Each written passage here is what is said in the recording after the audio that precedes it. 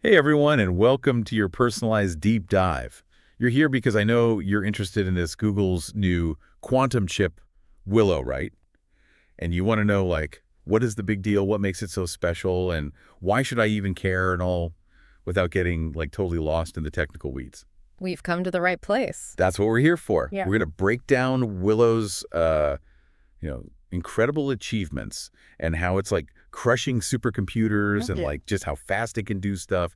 It's mind-blowing. And we'll even talk about how it might like revolutionize things like, medicine and even AI. Yeah. It's a very, very exciting time to be following quantum computing. We've been hearing about the potential for years, but with Willow, it feels like those possibilities are a lot closer than they used to be. Absolutely. So to kick things off, let's start with some basics here. Hmm? For those of us who maybe have heard the term quantum computing thrown around but don't really get what it is, Mm. how is it actually like fundamentally different from, the computers we use every day? Okay, well, imagine a light switch. It can be on or off, right, representing 1 or 0 in computer language. And that's basically how our everyday computers work, using bits to process information. Makes sense. But quantum computers, on the other hand, they use these things called qubits, which are more like a dimmer switch. Okay. They can be on or off or even somewhere in between, kind of like both 1 and 0 at the same time. Whoa, how's that even possible? Well, it all comes down to these crazy principles of quantum mechanics, which govern how particles act at like the subatomic level, this both at once thing. It allows these quantum computers to perform calculations in parallel, meaning they can explore tons of possibilities simultaneously. Wow, so it's like they have a superpower or something. Kind of. It gives them the potential to tackle problems that would literally take our classical computers billions of years to solve. So it's like super speed for problem solving. You got it. That's incredible. Okay, so Willow, this new chip, it's Mhm. based on these magical sounding qubits. Hmm. So where does it actually like fit into the whole world of quantum computing? So Willow is Google's newest superconducting quantum chip. It's made in their, super high-tech fabrication facility, and it has a whopping 105 qubits. 105, that's a lot. It is, but the really cool part isn't just how many qubits it has, it's how they're designed.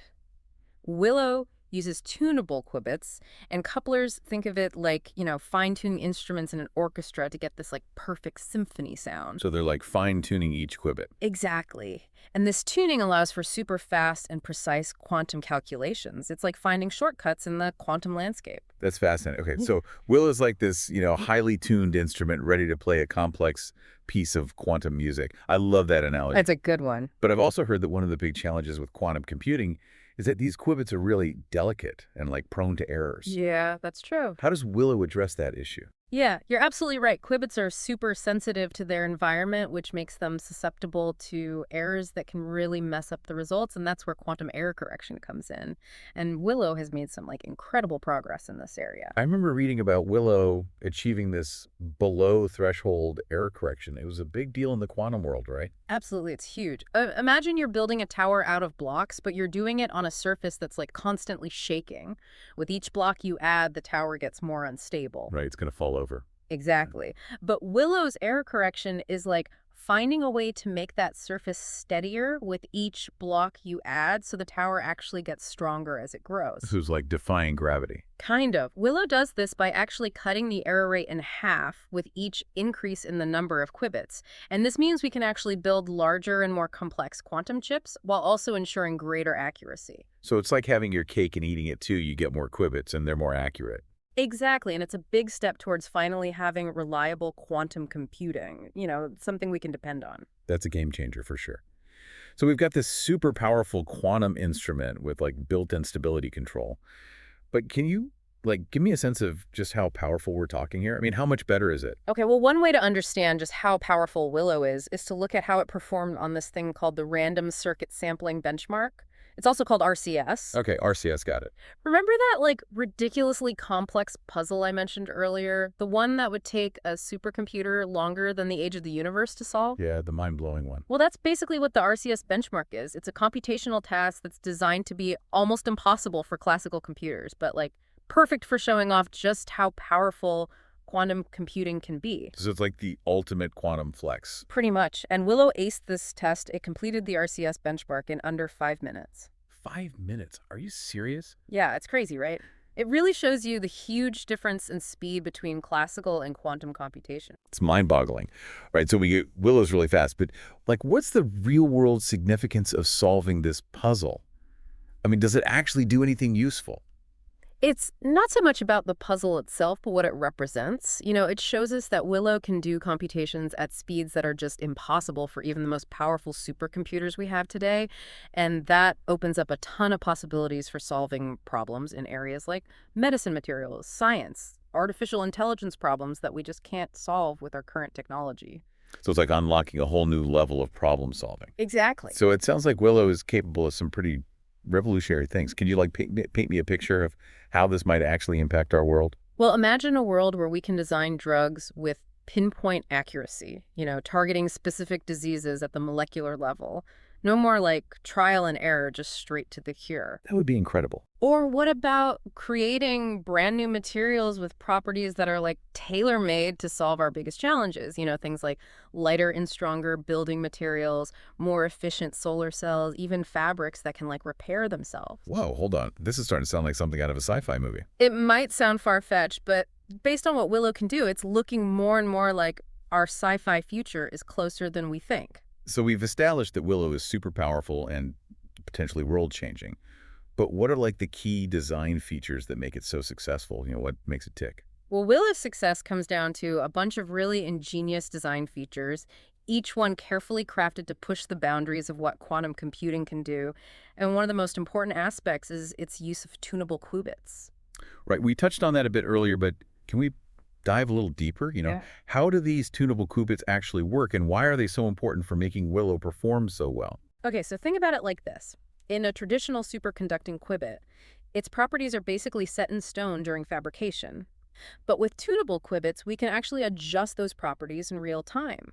It's like having a piano where you can change the pitch of the keys depending on what melody you want to play. So we can basically change the tune of the qubits on the fly. Exactly. And this tunability in Willow gives us way more control over the qubits, and that leads to lower error rates and much faster operating speeds. Okay, so it's like giving Willow the ability to like adapt and optimize itself for whatever computational task it's facing. It's pretty smart. You could say that it's like it's changing its tune to match the complexity of the problem it's trying to solve. And that adaptability is key to getting the kind of performance we see with Willow. For sure, it lets us really fine-tune the quantum computer's capabilities to perfectly match the demands of each specific computational task. It sounds like these tunable qubits are like a total game changer for quantum computing. Yeah, they really are. So besides the tunable qubits, what other features contribute to Willow's, amazing performance? Another crucial piece is the way the qubits are connected. They have this high connectivity picture, a city with a really well-designed transportation system where information can move super quickly and efficiently between different points. That's what high connectivity means for Willow. So like each qubit is well connected to all the others. Yeah, each one can interact with a bunch of its neighbors, exchanging information and doing calculations in a really smooth and coordinated way. So it's not just about having lots of qubits, it's about making sure they can all talk to each other efficiently. Exactly. It's like having a team of experts who are all in sync, sharing their knowledge and insights seamlessly to solve a problem. Teamwork makes the dream work. Right. Willow's high connectivity lets those qubits work together in this beautifully orchestrated way, and that boosts its computational power significantly. That's fascinating. So we've got tunable qubits and high connectivity. What else makes Willow stand out? Well, speed is another defining characteristic of Willow, and that's achieved through careful engineering at every level. Imagine a race car that's been meticulously fine-tuned. Every single component from the engine to the aerodynamics is optimized for maximum performance. That's how Willow is designed.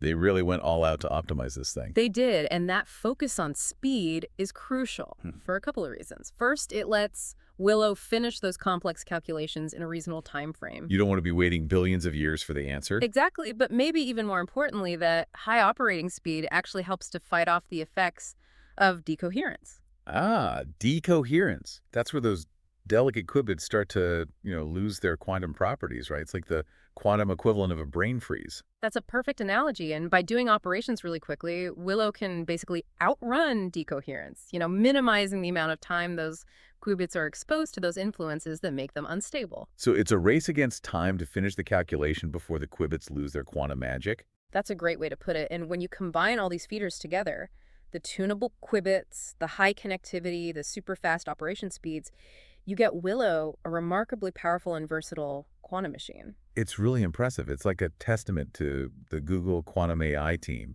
and how innovative and dedicated they are. It really is. We've covered a lot in this first part of our deep dive into Willow. From the basics of quantum computing to all the key design features that make Willow such a powerful and promising technology.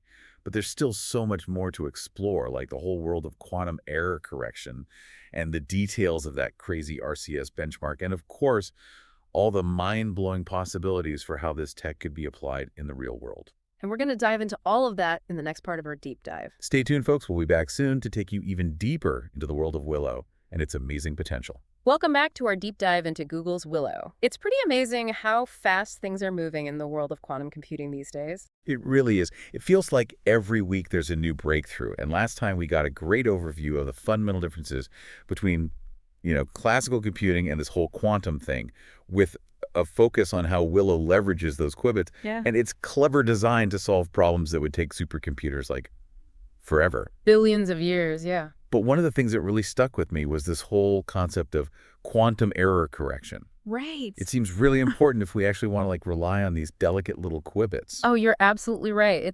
Remember that analogy we used before about building a tower of blocks on a shaky surface? Yeah. That's kind of what it's like to work with qubits. They're so incredibly sensitive to any disturbance. And Willow's breakthrough below threshold error correction is like finding a way to stabilize that surface with each block so the tower actually becomes more sturdy as it grows. So the more you build, the stronger it gets. It's like counterintuitive. It is kind of. But how does that actually work in practice? What's going on inside Willow to keep these qubits in check? Okay, so imagine you have this really important piece of information that you want to protect, right? Okay. Instead of keeping it all in one flimsy container, you decide to split it up into multiple pieces and store them in separate, more durable containers. That's smart. Right. That's basically the idea behind quantum error correction. By spreading the information across multiple physical qubits, you create this logical qubit that's way more resilient to those errors. So it's like having a team of bodyguards protecting a VIP. Each bodyguard might be vulnerable on their own, but together they form a much stronger defense. Exactly. And with Willow, they've taken this concept to a whole new level by demonstrating that this protection actually gets stronger as you add more qubits. And they did this by using something called surface codes. Surface codes, what are those? Well, imagine a checkerboard where each square represents a qubit. Okay, I can picture that. In surface codes, these qubits are arranged in a specific pattern, and this pattern helps protect the information from those errors. So it's like the pattern itself provides a shield against those environmental disturbances. That's a good way to think about it. And they tested this by actually scaling up the size of these surface codes, going from a 3x3 grid to a 5x5, and then even a 7x7. And with each increase, the error rate was cut in half. Really? Yeah, it proves that Willow's error correction was getting better as they added more qubits. Wow, so it's like building a fortress. The more layers you add, the more impenetrable it becomes. Exactly. It really highlights how much progress is being made in making quantum computing more reliable and scalable, something we can actually build upon. It's super impressive. All right, so we've talked a lot about how powerful and stable Willow is, but let's shift gears for a second and talk about what it can actually do with all this power and stability. We touched on this random circuit sampling benchmark before. Right, RCS. Yeah, can you tell me a bit more about why this benchmark is so important and what Willow's performance on it actually tells us? Absolutely. So remember that super complex puzzle we talked about, the one that would take a supercomputer longer than the universe has existed to solve? The one that makes my brain hurt just thinking about it? That's the one. That's pretty much what the random circuit sampling benchmark is. It's a computational task that's designed to be nearly impossible for classical computers, but the perfect challenge for showcasing the power of quantum computation. It's like a test that's custom made to highlight the strengths of quantum computers. Exactly. And Willow aced it, completing the RCS benchmark in under 5 minutes. It's still hard to wrap my head around that 5 minutes versus the age of the universe. It really puts the difference in perspective. It does, but what does that kind of speed actually translate to in the real world? Can you give me some concrete examples of how this could be applied? Definitely think about drug discovery, for example. Right now, developing new drugs is a really long and expensive process. It can take years of research and clinical trials. And even then, there's no guarantee that it'll actually work. That's right. But With quantum computers like Willow, we could potentially simulate the interactions between molecules with incredible accuracy. So you could actually see how a drug interacts with the body at an atomic level. Pretty much. And that could potentially eliminate years of trial and error in the drug development process. That would be revolutionary. I Yeah. mean, it could lead to cures for diseases that we thought were incurable. Exactly. It's like having a microscopic lens that lets you see the intricate dance of molecules and design drugs with pinpoint precision. So it's not just about speed, it's about accuracy too. Absolutely. And this has implications far beyond just medicine. And materials science is another field that could be completely transformed by Oh this. yeah, I remember you mentioned that before. How so? Well, think about all the materials that make up our world. Yeah. Everything from the plastic in our smartphones to the alloys in airplanes to the semiconductors that power our computers.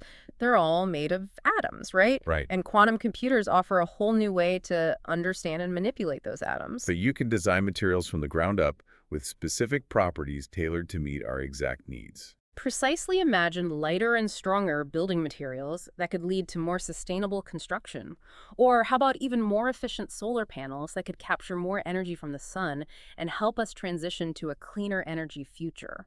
The possibilities are pretty mind-blowing. It sounds like we're on the verge of a materials revolution. We might be, and these are just two examples, drug discovery and material science, but quantum computing has the potential to revolutionize so many other fields as well. Things like finance and cryptography, artificial intelligence, even climate modeling. It's hard to even imagine the full scope of what this technology could do. It feels like we're just scratching the surface. We are in the next part of our deep dive. We're going to take a step back and think about some of the broader societal and ethical implications of this technology. It's not all sunshine and roses. Yeah, it's important to consider the potential downsides as well. I'm really curious to hear what you have to say about that. Join us for the final chapter of our exploration of Willow, where we'll delve into the potential impact this technology could have on our world and our future. Welcome back to the deep dive. It's hard to believe we're already at the final part of our exploration of Google's Willow chip.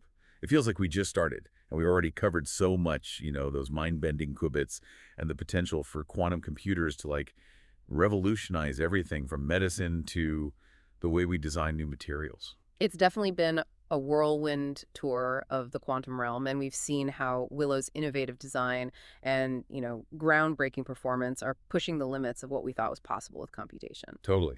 But now I want to shift gears a bit, move from the technical side of things to the bigger picture. What are the societal and ethical implications of all of this? How will quantum computing shape our world in the years to come? That's the million-dollar question.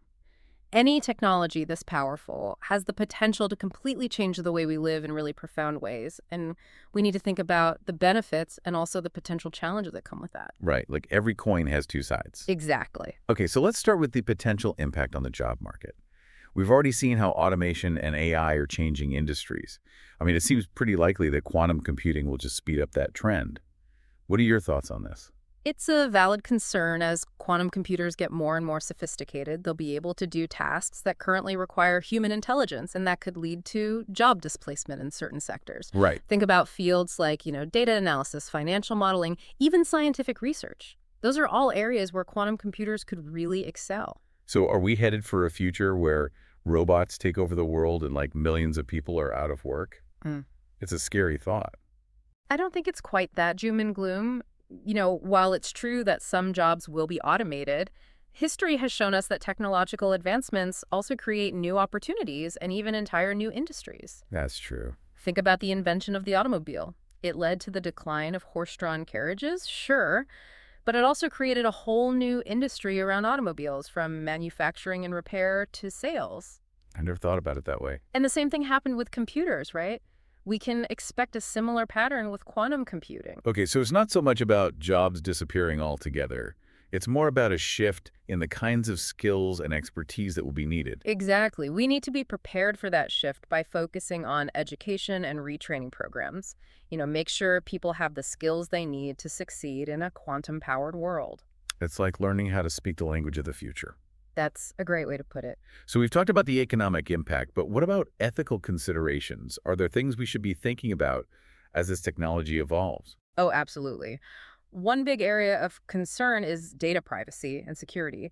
We talked about how quantum computers could potentially crack the encryption methods that we use to protect our information online that could have major implications for everything from personal banking to national security. It's kind of terrifying to think about. It's like giving someone a master key that can unlock any door in the digital world. Yeah, it's definitely a risk we need to take seriously. But the silver lining is that quantum computing can also be used to develop new and more secure encryption methods, ones that are resistant to those quantum attacks. So it's a race between the good guys and the bad guys. In a way, yeah, it's a high stakes game with huge consequences for the future of Yeah, cybersecurity. it's a lot to think about. Are there any other ethical concerns that we should be aware of? Another important one is the potential for bias in quantum algorithms. Just like any other algorithms, the ones used in quantum computing are designed by humans and they can reflect the biases of their creators. So if we're not careful, we could end up with quantum computers that just perpetuate existing inequalities and prejudices. It's a real danger, and that's why it's so important to make sure we're building these systems with diversity and inclusion in mind. We need to ensure that quantum technology benefits all of humanity, not just a select few. It's a good reminder that technology is never really neutral. It reflects the values and priorities of the people who create it.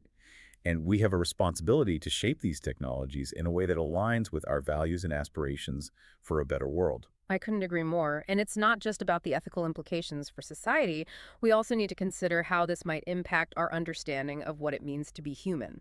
That's deepy. How could quantum computing challenge our ideas about things like consciousness intelligence, Yeah. even the very nature of reality? Well, quantum mechanics is a very strange and counterintuitive theory. It really challenges our everyday understanding of how the world works, and as quantum computers get more powerful, they might provide insights into the workings of the universe that are currently beyond our comprehension. That's wild. It's Right. like we might need to update our entire philosophical framework just to accommodate the knowledge that these quantum machines produce. It's a crazy thought, but it could happen. It's a lot to process.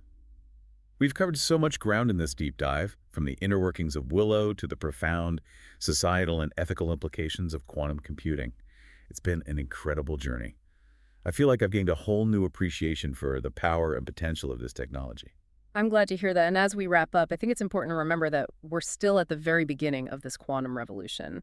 There's so much more to discover, so much potential waiting to be unlocked. That's what makes it so exciting.